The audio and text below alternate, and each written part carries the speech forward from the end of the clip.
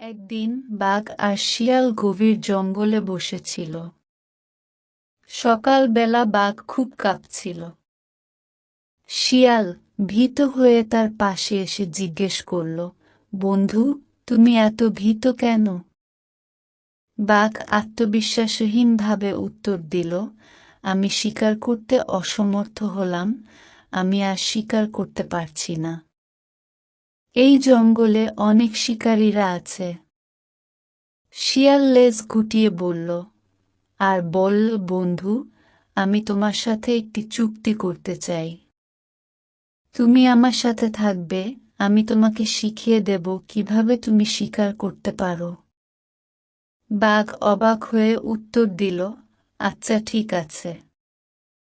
শিয়াল মামা, আমি তোমার সাথে থাকতে চাই, কিন্তু তুমি কিভাবে আমাকে শিকার করতে শিখাবে?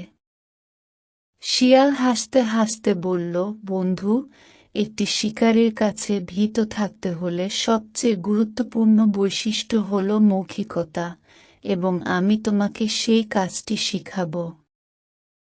এবার বাঘ ও শিয়াল একসাথে শিকারী হতে শিখল এবং জঙ্গলের রাজারানী হয়ে তাদের সকলকে চমকিয়ে দেখালো।